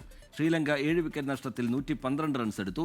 രേണുക സിംഗ് താക്കൂർ 4 വിക്കറ്റും ദീപ്തി ശർമ്മ 3 വിക്കറ്റും സ്വന്തമാക്കി. അനിൽ വാസുദേവ് കാര്യവട്ടം ഗ്രീൻഫീൽഡ് സ്റ്റേഡിയത്തിൽ നിന്ന് തത്സമയ വിവരങ്ങളുമായി നമുക്കൊപ്പം ചേരുന്നുണ്ട്. അനിൽ, മത്സരത്തിലെ കാഴ്ചകൾ. അനിൽ. റീത്ത്, മത്സരത്തിന്റെ ആദ്യ പകുതി ഇന്ത്യ സ്വന്തമാക്കിയിരിക്കുന്നു. പരമ്പര നേട്ടം ലക്ഷ്യമിട്ട് കാര്യവട്ടത്തെത്തിയ ഇന്ത്യയുടെ കൈകളിലേക്ക് കിരീടം എത്തുന്നതിന്റെ ആദ്യ പകുതി ഡൺ എന്ന് തന്നെ പറയേണ്ടിയിരിക്കുന്നു. കാരണം ലങ്കയ്ക്ക് കഴിഞ്ഞ 2 മത്സരങ്ങളിലെ പോലെ തന്നെ ഇന്നും ബാറ്റിങ്ങിൽ കാര്യമായി ഒന്നും തന്നെ ചെയ്യാൻ സാധിച്ചില്ല. കഴിഞ്ഞ മത്സരങ്ങളിലേക്കാൾ കുറവ് റൺസ് മാത്രമാണ് ഈ കാര്യവട്ടത്ത് നേടാനായത്. പ്രത്യേകിച്ച് വലിയ രീതിയിൽ റണ്ണൊഴുകുന്ന പിച്ചായിരുന്നു ഉണ്ടായിരുന്നത്. പക്ഷേ ലങ്കയുടെ പരിചയസമ്പന്നരല്ലാത്ത ബാറ്റേഴ്സ് ആ ഒരു ഇന്നിങ്സ് മുന്നോട്ട് കൊണ്ടുപോകുന്നതിൽ പരാജയപ്പെട്ടു. പ്രത്യേകിച്ച് ക്യാപ്റ്റൻ ചമരി അട്ടപ്പെട്ടു ഒക്കെ തന്നെ വലിയ രീതിയിൽ നിരാശപ്പെടുത്തി. ആദ്യം ഹാസിന് നല്ലൊരു തുടക്കമാണ് നൽകിയത്. പക്ഷേ ഇന്ത്യൻ ബൗളേഴ്സ്, പ്രത്യേകിച്ച് രേണുക സിംഗ് താക്കൂറും ഒപ്പം തന്നെ ദീപ്തി ശർമ്മയും ശക്തമായി തിരിച്ചെത്തിയതോടെ ഇന്ത്യ മത്സരത്തിലേക്ക് തിരിച്ചു വരികയായിരുന്നു. രേണുക ആദ്യ ഓവറിൽ 12 റൺസ് വഴങ്ങിയിരുന്നത് അവസാന 3 ഓവറിൽ നിസ്സാർ റൺസ്, അതായത് 9 റൺസ് മാത്രം കൂടി വിട്ടുകൊടുത്ത് 4 വിക്കറ്റ് എടുത്തു. അതിലൊരു മെയ്ഡൻ ഓവർ ഉണ്ടായിരുന്നു. അങ്ങനെ 4 വിക്കറ്റ് എടുത്ത രേണുക സിംഗ് താക്കൂറാണ് ലങ്കയെ വരിഞ്ഞു മുറുക്കിയത്. ഒപ്പം തന്നെ ദീപ്തി ശർമ്മയുടെ 3 വിക്കറ്റും ലങ്കയ്ക്ക് വലിയ പ്രഹരമായി. വൈഷ്ണവി, യുവതാരം വൈഷ്ണവിയുടെ ഓവേഴ്സും എടുത്തു പറയേണ്ടതുണ്ട്. വൈഷ്ണവി മികച്ച രീതിയിൽ തന്നെ മറ്റ് വിക്കറ്റ് ഒന്നും എടുത്തില്ലെങ്കിൽ പോലും നല്ല രീതിയിൽ സപ്പോർട്ട് ചെയ്യുകയുണ്ടായി. അങ്ങനെ ലങ്കയുടെ ഇന്നിങ്സ് 112 അവസാനിക്കുകയാണ്. മറുപടി ബാറ്റിങ്ങിന് ഇറങ്ങിയ ഇന്ത്യക്ക് നല്ല തുടക്കം തന്നെയാണ് ലഭിച്ചിരിക്കുന്നത്. ഇപ്പോൾ വിക്കറ്റ് നഷ്ടമില്ലാതെ 14 റൺസ് എന്ന നിലയിലാണ് ഇന്ത്യ. ഷഫാലി വർമ്മ 6 പന്തിൽ 14 റൺസ് ഇതുവരെ എടുത്തിട്ടുണ്ട്. 2 4ഉം 1 6ഉം ഷഫാലിനുണ്ട്. എത്രയും വേഗം ഇന്ത്യൻ ഇന്നിങ്സ് ഒരു 10 ഓവറിനുള്ളിൽ തന്നെ ഒരുപക്ഷെ ഇന്ത്യ ഈ സ്കോർ അടിച്ചെടുക്കാനായിരിക്കും ശ്രമിക്കുക. പവർ പ്ലേ മാക്സിമം യൂട്ടിലൈസ് ചെയ്യാനും ഇന്ത്യൻ ഓപ്പണേഴ്സായ ഷഫാലിയും സ്മൃതി മന്ദാനയും ശ്രമിക്കും എന്ന കാര്യത്തിലും തർക്കമില്ല. എന്തായാലും ഇന്ത്യക്ക് സംബന്ധിച്ചിടത്തോളം കിരീടം, ഈ പരമ്പര നേട്ടം വളരെ അകലെയല്ല എന്നുള്ളതാണ്. വളരെ ചേസ് ചെയ്യാൻ വളരെ കുറഞ്ഞ സ്കോർ മാത്രമാണ് ഇന്ത്യക്ക് മുന്നുള്ളത്. ഇന്ത്യ എന്തായാലും അനായാസം ഈ സ്കോർ വിശദാംശങ്ങൾ പങ്കുവയ്ക്കുകയായിരുന്നു. ചെറിയ സ്കോറിൽ ലങ്കയെ എറിഞ്ഞിടാൻ ഇന്ത്യക്ക് കഴിഞ്ഞിരിക്കുന്നു. ശ്രീലങ്കയ്ക്കെതിരെ ഇന്ത്യക്ക് 113 റൺസിന്റെ വിജയലക്ഷ്യമാണ്. ഇന്നത്തെ ജയത്തോടുകൂടി പരമ്പര സ്വന്തമാക്കാം എന്ന പ്രതീക്ഷയിലാണ് ഇന്ത്യ ഉള്ളത്. ദേശീയപാത അതോറിറ്റിക്കെതിരെ രൂക്ഷ വിമർശനവുമായി ദേശീയപാത നവീകരണത്തിനെടുത്ത കുഴിയിൽ വീണ് മരിച്ച രഞ്ജിത്തിന്റെ കുടുംബം. 1 വർഷമാകാനായിട്ടും നഷ്ടപരിഹാരം ഇതുവരെ കിട്ടിയിട്ടില്ല. 3 തവണ കോടതി നോട്ടീസ് നൽകിയിട്ടും ദേശീയപാത അതോറിറ്റി അധികൃതർ ഹാജരായില്ല. നിയമത്തെ പോലും NHAI ഉദ്യോഗസ്ഥർ പുച്ഛിക്കുകയാണെന്ന് രഞ്ജിത്തിന്റെ ഭാര്യ പ്രിയ 24നോട് പറഞ്ഞു. കോഴിക്കോട് ചേവരമ്പലത്ത് ദേശീയപാത നവീകരണത്തിന്റെ ഭാഗമായി ഉണ്ടാക്കിയ കുഴിയിൽ വീണ് സ്വിഗ്ഗി ജീവനക്കാരനായ രഞ്ജിത്ത് മരിച്ചത് ഈ വർഷം ഫെബ്രുവരി 3-ന്. ആ കാലയളവ് മുതൽ നഷ്ടപരിഹാരത്തിനായി ദേശീയപാത അധികൃതരോട് കുടുംബം ആവശ്യപ്പെടുകയാണ്. എന്നാൽ ഇതിനോട് നിഷേധാത്മക നിലപാട് കാണിക്കുകയാണ് ദേശീയപാത അധികൃതരെന്ന് കുടുംബം. മനുഷ്യജീവന് വില നൽകുന്നില്ല. 3 തവണ ഹാജരാകാൻ കോടതി നോട്ടീസ് നൽകിയിട്ടും ഉദ്യോഗസ്ഥർ ഹാജരായില്ല എന്നും കുടുംബം. നിയമത്തിന്റെ ഭാഗത്തു നിന്നാണ് അവരോട് വരാൻ പറഞ്ഞത്. അതുപോലെ അവർ പുച്ഛിക്കുന്ന മാതിരിയാണ്. നമുക്കൊന്നും ഒരു വിലയും ഇല്ല. നമ്മളുടെ, അതായത് കുടുംബത്തിലൊരാൾ പോയി, എന്നാൽ നമ്മൾ ആ സിറ്റുവേഷനായിട്ട് ജീവിച്ചു പോകുമ്പോഴും അതൊന്നും മുക്തി കിട്ടില്ല നമുക്ക്. നമ്മൾ വീണ്ടും വീണ്ടും ഈ കേസായിട്ട് പോകുമ്പം വീണ്ടും വീണ്ടും ഈ കാര്യങ്ങൾ ഓർമ്മിച്ചുകൊണ്ട് തന്നെ പോകുന്നത്. അപ്പം ആ കുടുംബത്തിന് എത്രയും പെട്ടെന്ന് ചെയ്യേണ്ടത് ചെയ്ത് രക്ഷപ്പെടുത്തട്ടെ എന്നുള്ളൊരു ചിന്താഗതി പോലും അവരുടെ ഭാഗത്തുനിന്നില്ല. 6 വയസ്സുള്ള പെൺകുഞ്ഞാണിവർക്ക്. ഈ കുഞ്ഞിന്റെ വിദ്യാഭ്യാസം ഉൾപ്പെടെ മുന്നോട്ട് കൊണ്ടുപോകാൻ സാമ്പത്തിക സഹായം ആവശ്യമാണ്. അതുകൊണ്ട് തന്നെ എത്ര വർഷം കഴിഞ്ഞാലും നഷ്ടപരിഹാരം ലഭിക്കുന്നതുവരെ നിയമ പോരാട്ടം തുടരുമെന്നും രഞ്ജിത്തിന്റെ ഭാര്യ പ്രിയ പറഞ്ഞു. 24 കോഴിക്കോട്. പ്രധാനപ്പെട്ട ഒരു വാർത്ത ഇപ്പോൾ കണ്ണൂർ കൂത്തുപറമ്പിൽ നിന്ന് വരുന്നു. അവിടെ കൂത്തുപറമ്പ് നീർവേലിയിൽ ഒരു വീട്ടിൽ 3 പേർ തൂങ്ങി മരിച്ച നിലയിൽ 19-കാരനും മുത്തശ്ശിയും മുത്തശ്ശിയുടെ സഹോദരിയുമാണ് മരിച്ചത്. അജീഷ് ജയകുമാർ വിവരങ്ങളുമായി കണ്ണൂരിൽ നിന്ന് ചേരുന്നുണ്ട്. അജീഷ്, എന്താണ് കൂടുതലായി ലഭ്യമാകുന്ന വിവരങ്ങൾ? പോലീസ് പറയുന്നത് എന്താണ്? ഈ അയൽവാസികളൊക്കെ പറയുന്നത് എന്താണ് അജീഷ്? റീജിത്ത്, ഇന്ന് വൈകിട്ട് 3:30യോടെയാണ് ഈ സംഭവം നടക്കുന്നത്.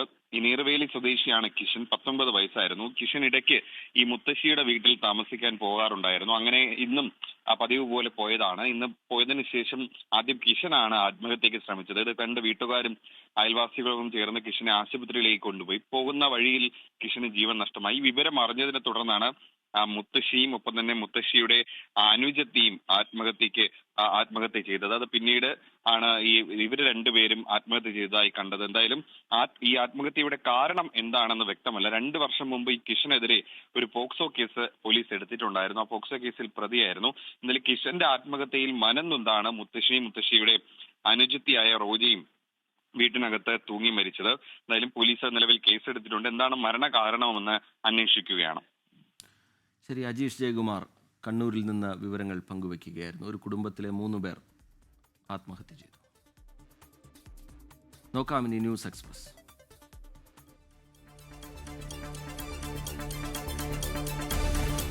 ശബരിമല സ്വർണ്ണക്കൊള്ള കേസിൽ SIT ചോദ്യം ചെയ്ത ദിണ്ടിഗലിലെ വ്യവസായി ഡി മണി തന്നെ സ്ഥിരീകരിച്ചത് SITക്ക് നേരത്തെ മൊഴി നൽകിയ പ്രവാസി വ്യവസായി. തന്റെ പേര് M സുബ്രഹ്മണിയെന്നും ഉണ്ണികൃഷ്ണൻ പോറ്റി അറിയില്ലെന്നും ദിണ്ടിഗൽ സ്വദേശി.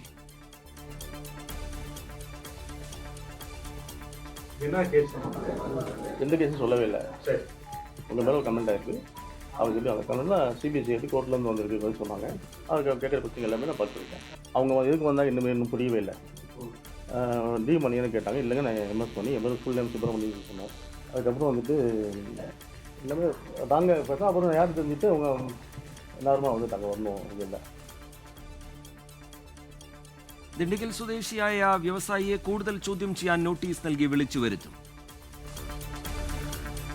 കോർപ്പറേഷനുകളിലും നഗരസഭകളിലും പുതിയ ഭരണ നേതൃത്വം. VV Rajesh Thiruvananthapuram mayor. സംസ്ഥാനത്തെ ആദ്യ BJP മേയറുടെ തെരഞ്ഞെടുപ്പ് ആഘോഷമാക്കി പ്രവർത്തകരും നേതാക്കളും. ആശങ്കയോ മമതയോ വാത്സല്യമോ വിദ്വേഷമോ കൂടാതെ ഞാൻ എന്റെ ഔദ്യോഗിക കർത്തവ്യങ്ങൾ യഥാവിധിയായും വിശ്വസ്തയോടും എന്റെ പരമാവധി കഴിവും അറിവും വിവേചന ശക്തിയും ഉപയോഗിച്ചുകൊണ്ടും നിർവഹിക്കുമെന്ന് ഈശ്വരനാമത്തിൽ സത്യപ്രതിജ്ഞ ചെയ്യുന്നു.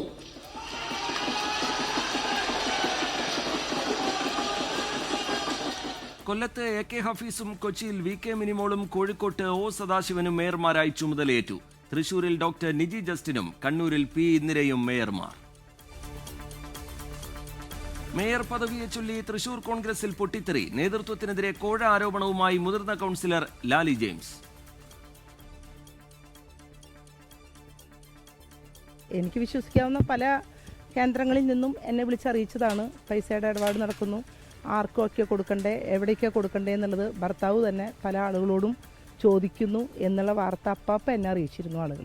ചില കേന്ദ്രങ്ങളിൽ അവർ പോയിട്ട് ചോദിക്കുകയാണ് ആർക്കാണ് എത്ര പേർക്ക് കൊടുക്കണം, ആർക്കൊക്കെ കൊടുക്കണം എന്നുള്ള കണക്കെടുപ്പ് നടത്തിയ വ്യക്തികൾ തന്നെ എന്നെ വിളിച്ചറിയിക്കുകയാണ് ഞങ്ങളോടാണ് ചോദിച്ചത് ആർക്കൊക്കെ കൊടുക്കണ്ടേ എന്നുള്ളതെന്നൊക്കെ പറയുന്നു. അപ്പം അതിനർത്ഥം പണം കൊടുത്തിട്ടുണ്ട് എന്നുള്ളതാണല്ലോ.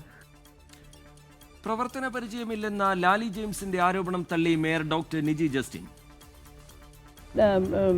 ഫ്ലൈറ്റ് ടിക്കറ്റും അതൊക്കെ അവിടെ അന്വേഷിച്ചറിയാലോ. നെടുമ്പാശ്ശേരി ഇല്ലില്ല, നെടുമ്പാശ്ശേരിയിൽ നിങ്ങൾ അന്വേഷിച്ചോളൂ, അല്ലെങ്കിൽ ടിക്കറ്റിൻ്റെ നോക്കിയറിയാം.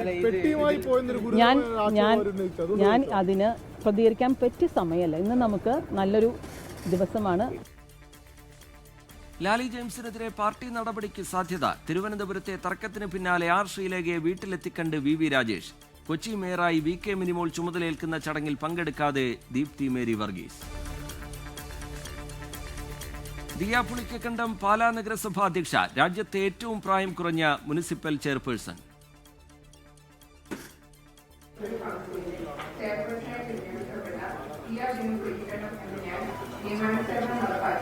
ഇന്ത്യൻ ഭരണഘടനയോട് യഥാർത്ഥമായ വിശ്വാസവും കൂറും പുലർത്തുമെന്നും ഈശ്വരവാക്യം സത്യപ്രതിജ്ഞ ചെയ്യും.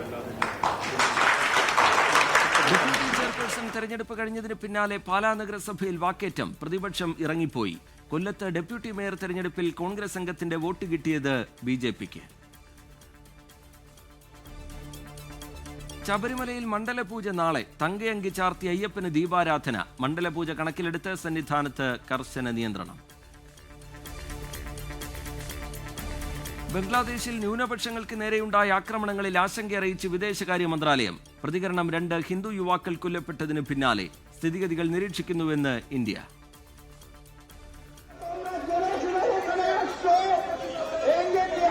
കൊൽക്കത്തയിൽ ബംഗ്ലാദേശ് ഡെപ്യൂട്ടി ഹൈക്കമ്മീഷനിലേക്ക് BJPയുടെ പ്രതിഷേധ മാർച്ച്. സംസ്ഥാനത്ത് കാട്ടാനാക്രമണത്തിൽ 1 ജീവൻ കൂടി പൊലിഞ്ഞു. മരിച്ചത് വയനാട് അപ്പപ്പാറ ചെറമാതൂർ ഉന്നതിയിലെ ചാന്ദിനി.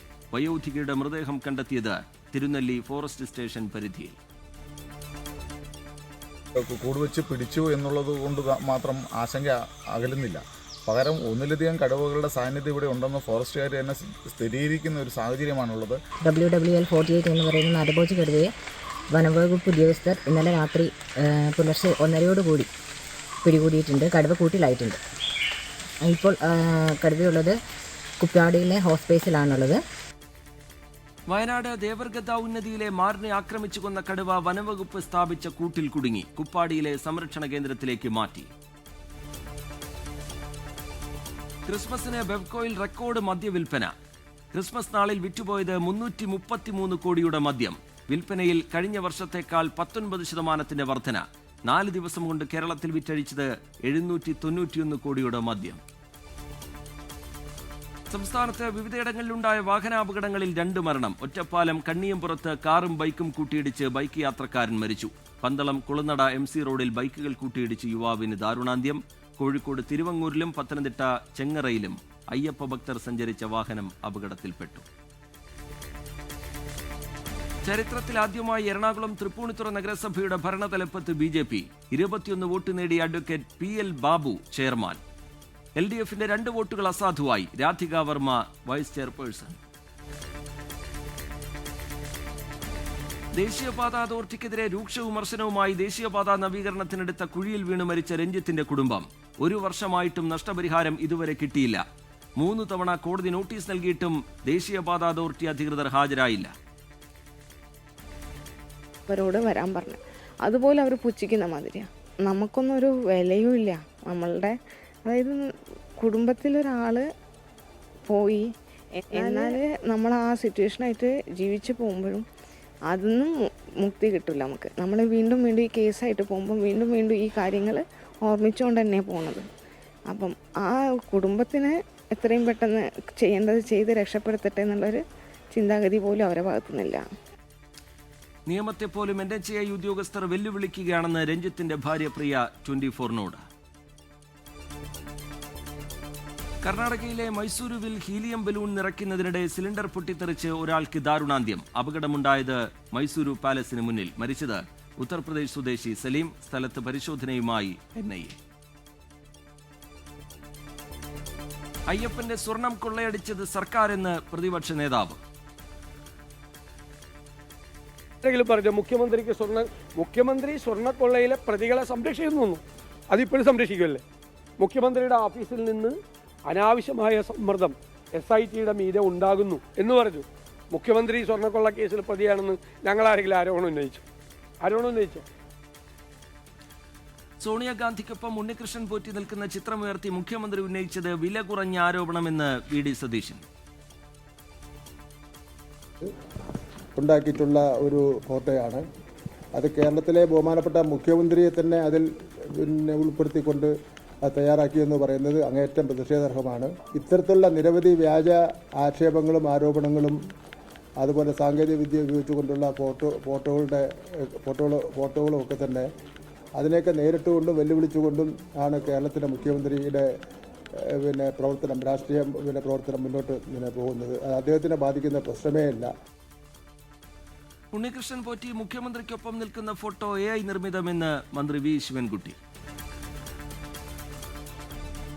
തദ്ദേശ തെരഞ്ഞെടുപ്പ് തോൽവിയിൽ CPIM നിലപാട് തള്ളി CPI. വാക്സാമർഥ്യം കൊണ്ട് കണക്ക് നിരത്തി പരാജയത്തെ വിജയമായി കാണാൻ കഴിയില്ല എന്ന് ബിനോയ് വിശ്വം. വാക്സാമർഥ്യം കൊണ്ടോ കണക്ക് നിരത്തിക്കൊണ്ടോ നാം പരാജയത്തെ വിജയമായി വ്യാഖ്യാനിക്കാൻ വരില്ല.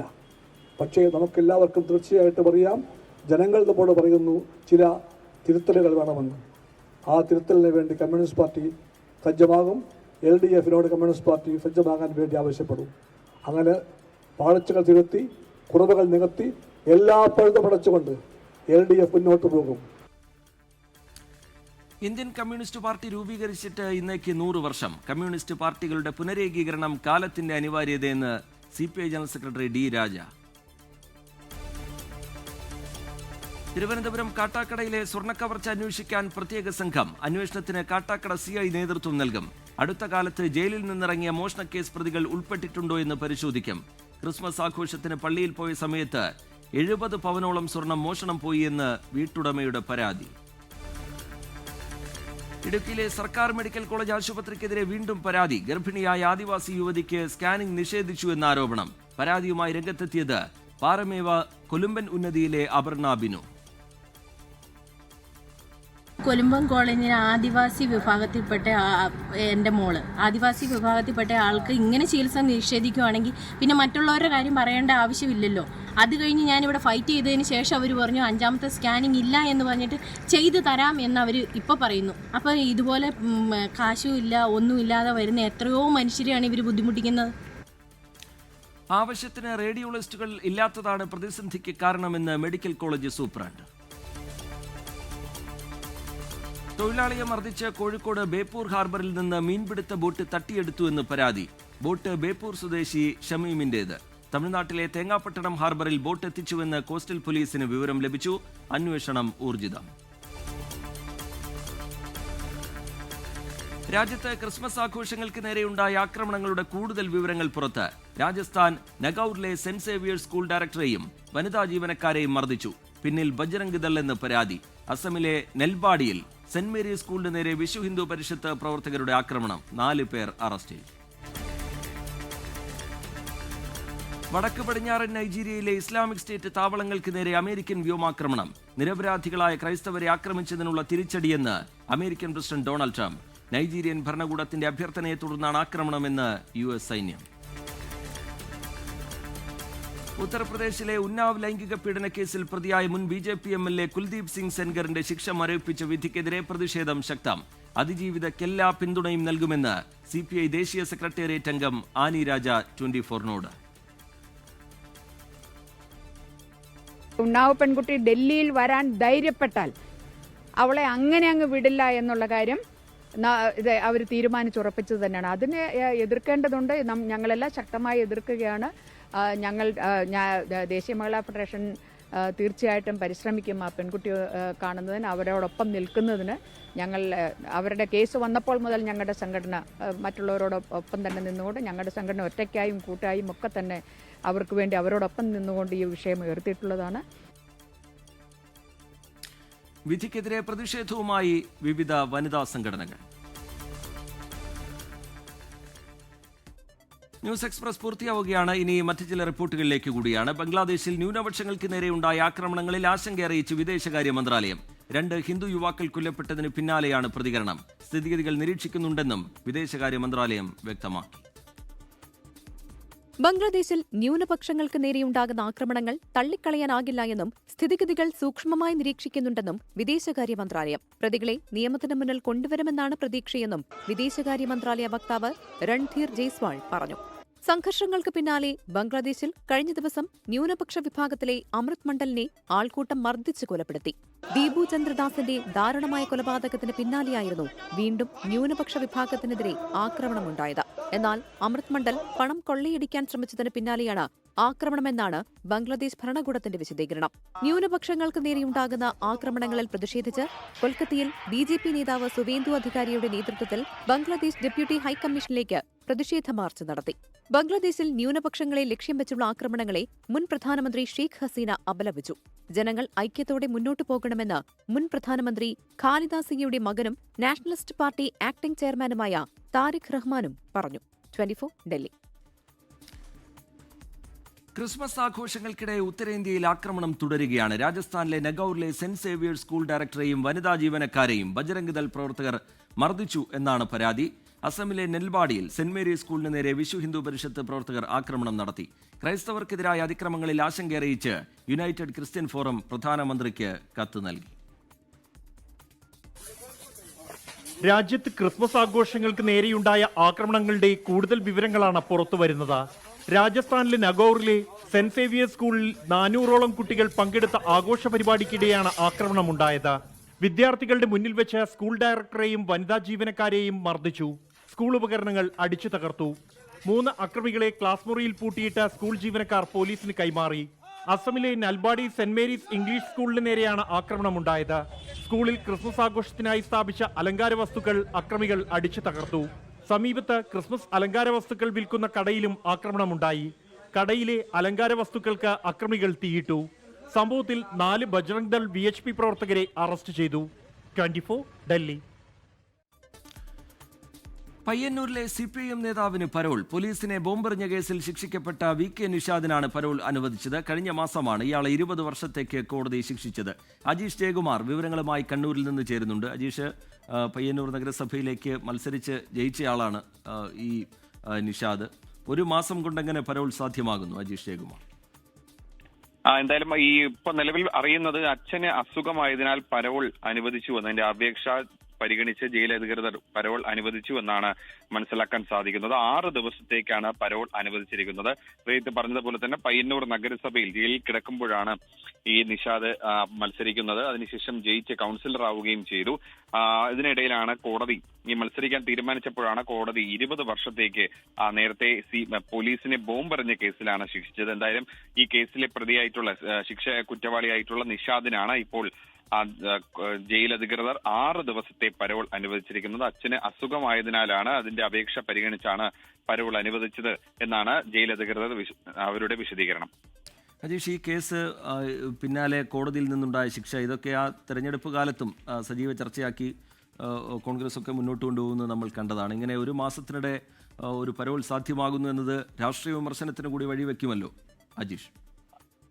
റീജിത്ത് പറഞ്ഞതുപോലെ തന്നെ സ്വാഭാവികമായിട്ടും ഇയാൾ മത്സര രംഗത്ത് വന്നപ്പോൾ തന്നെ പ്രതിപക്ഷം അത് വലിയ രീതിയിൽ ആയുധമാക്കിയിരുന്നു, രാഷ്ട്രീയ ആയുധമാക്കിയിരുന്നു. ഇത്തരത്തിൽ ഒരു പ്രതിയെ, ഒരു കുറ്റവാളിയെ മത്സര രംഗത്തിറക്കുന്നു എന്നുള്ളതായിരുന്നു അന്നത്തെ കോൺഗ്രസിന്റെ അടക്കമുള്ള ആക്ഷേപം.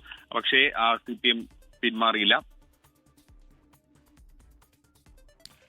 അജീഷ് ജയകുമാറാണ് കണ്ണൂരിൽ നിന്ന് വിശദാംശങ്ങൾ പങ്കുവയ്ക്കുന്നത്. പയ്യന്നൂരിലെ CPM നേതാവിന് പരോൾ അനുവദിച്ചിരിക്കുന്നു ജയിൽ വകുപ്പ്. പോലീസിനെ ബോംബെറിഞ്ഞ കേസായിരുന്നു. അതിൽ ശിക്ഷിക്കപ്പെട്ട VK നിഷാദിന് 20 വർഷം തടവ് ശിക്ഷയാണ് കോടതി വിധിച്ചത്.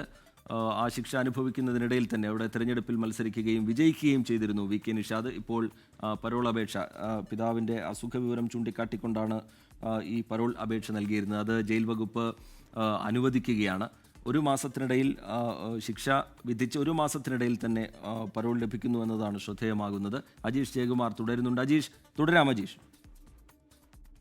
റിജിത്ത് പറഞ്ഞതുപോലെ തന്നെ ഈ നിഷാദിനെ മത്സര രംഗത്ത് ഇറക്കിയപ്പോൾ തന്നെ വലിയ രീതിയിൽ വിമർശനം ഉയർന്നിരുന്നു. പ്രത്യേകിച്ച് കോൺഗ്രസ് ആണ് പയ്യന്നൂരിലെ പ്രധാനപ്പെട്ട പ്രതിപക്ഷം. ഈ ഇത്തരത്തിലൊരു കുറ്റവാളിയെ മത്സര രംഗത്ത് ഇറക്കുന്നു എന്നുള്ളതായിരുന്നു പ്രധാനമായും ഉന്നയിച്ചിരുന്ന ആക്ഷേപം. പക്ഷേ ഇതൊന്നും വകവയ്ക്കാതെ CPM മുന്നോട്ട് പോവുകയായിരുന്നു. എന്തായാലും ഈ പയ്യന്നൂർ നഗരസഭയിലെ 46ാം ഈ മാർച്ച് VK നിഷാദ് തെരഞ്ഞെടുക്കപ്പെടുകയും ചെയ്തു. പയ്യന്നൂർ നഗരസഭയിലെ കൗൺസിലർ ആവുകയും ചെയ്തു.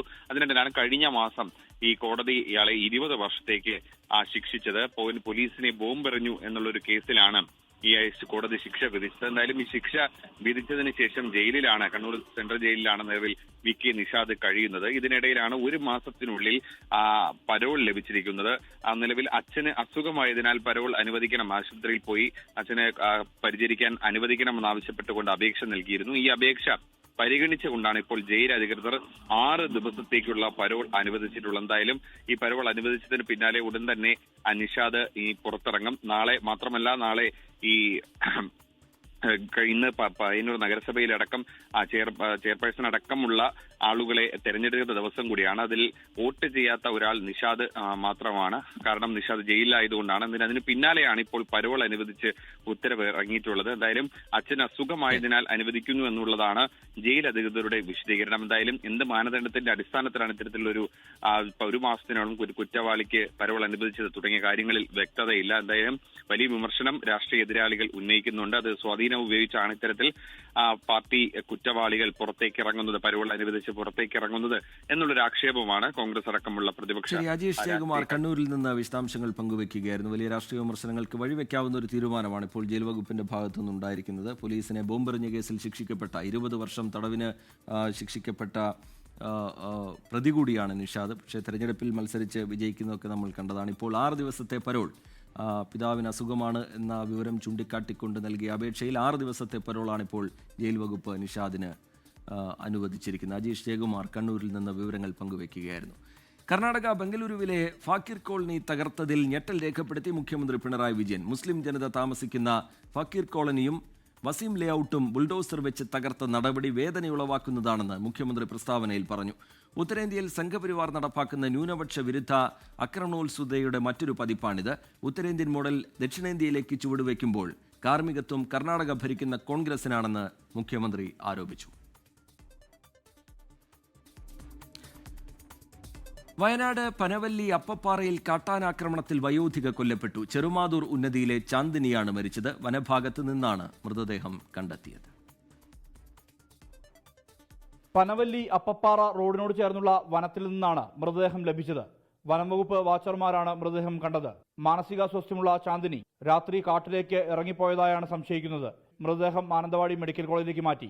തലക്കേറ്റ ക്ഷതമാണ് മരണകാരണമെന്നാണ് സൂചന. രാത്രി വീട്ടിൽ നിന്ന് ചെറിയൊരു അഭിപ്രായ വ്യത്യാസത്തിൻ്റെ ഭാഗമായി ഇറങ്ങി പനവില്ലിയിലുള്ള മകളുടെ വീട്ടിലേക്ക് പോകുകയായിരുന്നു എന്നാണ് വിവരം കിട്ടിയത്. രാത്രി 12 മണിയോടുകൂടിയാണ് അതിലെ നടന്നത്.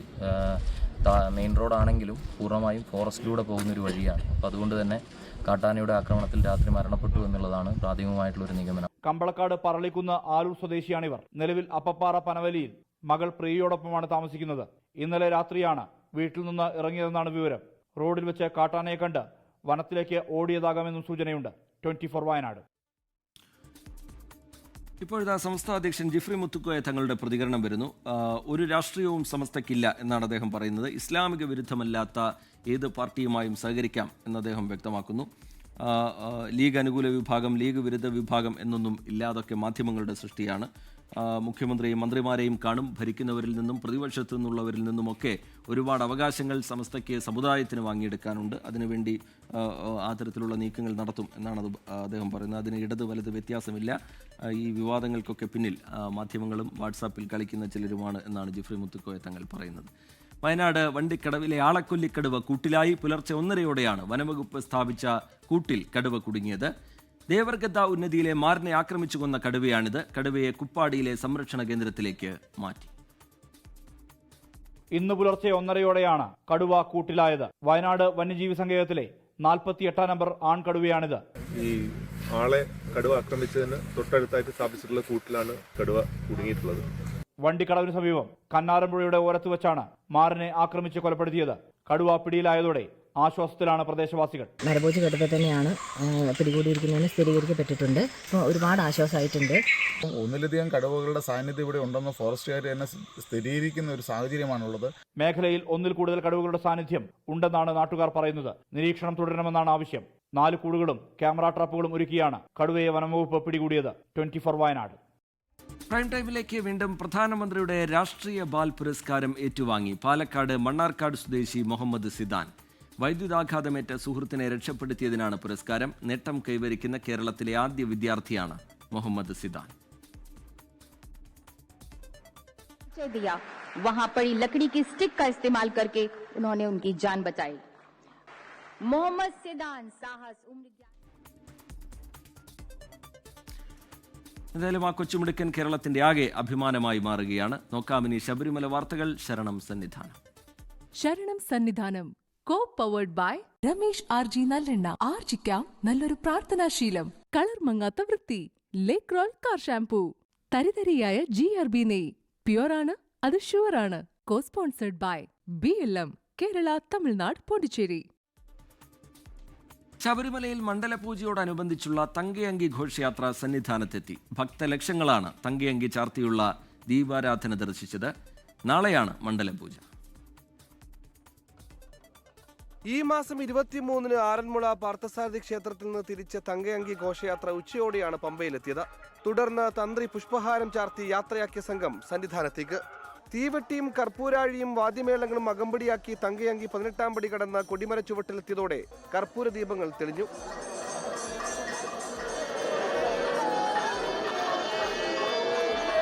കൊടിമരച്ചുവട്ടിൽ ദേവസ്വം ബോർഡ് പ്രസിഡന്റ് കെ ജയകുമാറിന്റെ നേതൃത്വത്തിൽ തങ്കയങ്കി പേടകം സ്വീകരിച്ചു. തുടർന്ന് സോപാനത്തിൽ തന്ത്രിയും മേൽശാന്തിയും ചേർന്ന് ഏറ്റുവാങ്ങി ശ്രീകോവിലെത്തിച്ചു. ശേഷം ദീപാരാധന.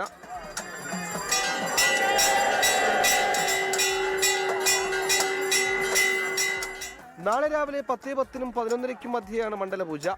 രാത്രി 10-ന് ഹരിവരാസനം പാടി നടയടച്ചാൽ 30-ന് മകരവിളക്ക് ഉത്സവത്തിനാകും നട തുറക്കുക. ജനുവരി 14-നാണ് മകരവിളക്ക്.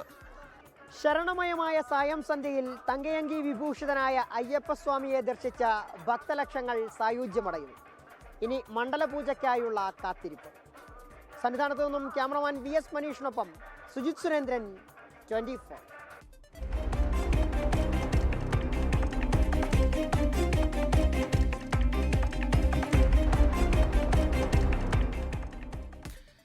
മൂന്നാമത് കേരള വിഷൻ ടെലിവിഷൻ അവാർഡുകൾ പ്രഖ്യാപിച്ചു. ഫ്ലവേഴ്സിലെ ഉപ്പും മുളകും സീരിയലിനാണ് ജനപ്രിയ സീരിയലിനുള്ള അവാർഡ്.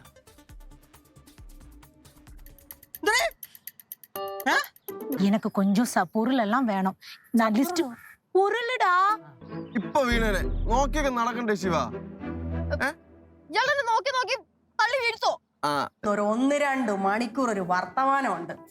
അയ്യോ അതൊരു കാലം. ഇതൊക്കെ പറയുമ്പം പഴയ എത്ര മലയാളികളുടെ പ്രിയപ്പെട്ട ശ്രീനിവാസന്റെ സംസ്കാര ചടങ്ങിലെ സുനിൽ ദാസ് എന്ന സുനിൽ സ്വാമിയുടെ സാന്നിധ്യത്തെ ചൊല്ലി വിവാദം. കുടുംബത്തിന്റെ അനുമതിയില്ലാതെയാണ് ശ്രീനിവാസന്റെ സംസ്കാര ചടങ്ങിന് സുനിൽ ദാസ് നേതൃത്വം നൽകിയത്. ഈ വാർത്തയോടെ പ്രൈം ടൈം അവസാനിക്കുകയാണ്. റിപ്പോർട്ട് കാണാം. നമസ്കാരം. ദൈവമേ നിന്റെ സായുജ്യം പരേതാത്മാവിരേഖണേ, ഓരോന്നുല്ലൊന്നുമേ ഞങ്ങൾ പോയാൾക്കുള്ള ഗതാഗതം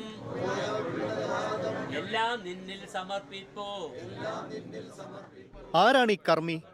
അന്തരിച്ച ശ്രീനിവാസന്റെ കുടുംബത്തിന് ഇയാളെ അറിയില്ല.